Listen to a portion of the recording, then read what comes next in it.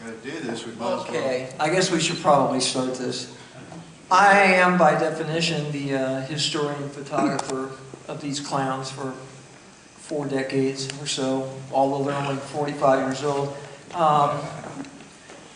Years ago, there was a proverb that I read when writing an editorial. I was searching for something different, and it was kind of an old adage that was passed down by, I think, Choctaw Indians. It was called Rainbow Warriors. That was people who live in a present that have a reverence for the past can resurrect all that was good about the early days. And so I somehow correlated that into text, and I fit it with all of them over the years, and so it kind of stuck.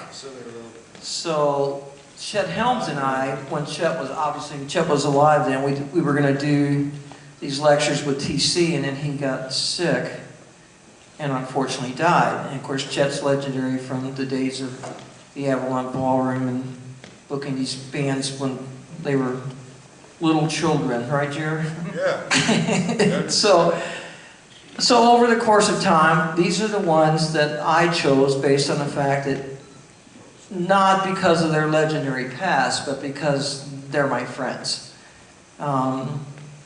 Slick Aguilar is probably one of the most underrated guitar players on the planet, if not the most. I mean, his skill. There are people who play as well, a few, not many, but no one plays better than he does. It's not humanly possible.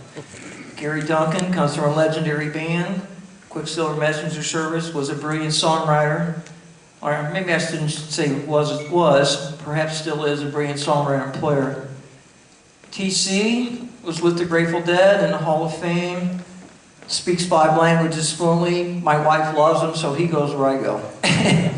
For a variety of reasons, because Sharon says he is, but we've been friends for a long time. He has a good soul, which makes all the difference to me. Which means that's why he's still alive in every other... You never know. By last night, he answered the door last night with no clothes on. I thought he had a part-time job hanging somebody's garden. Jerry... It's like Richard Pryor said, man, you don't get to be old being no fool. Jerry played with legendary Moby Grape, is listed in every magazine. Every time they list 100 greatest guitar players, no matter what year it is, no matter what the publication is, he's always listed in the 100 greatest guitar players of all time, and there's a reason for that. Consequently, where he goes, it's not so much his ability to play, it's just that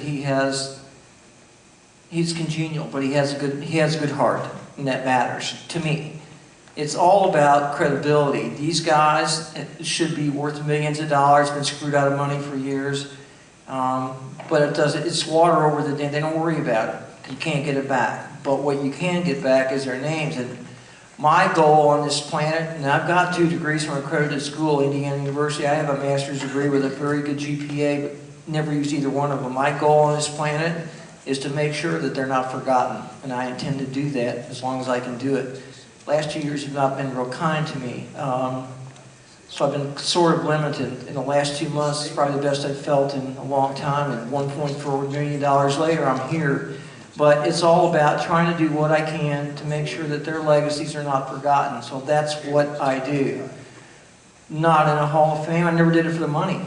I'm not Jim Marshall. I didn't do it for money. Those guys did, whether it was Minkin, Marshall, doesn't matter. It's not to say my pictures are better than theirs, they're not, but they're as good as theirs, but I never did it for the money. Actually, I took the pictures to augment the text. Never thought about the value of the pictures, but some of these pictures are actually pretty good. But we got this together, finally, after a few years of pondering. A few years went by, and we'd like to make this work. So on a regular basis, some of these colleges it's going to work. Sometimes it may not, but I think based on what they know and the stories they tell, that it will.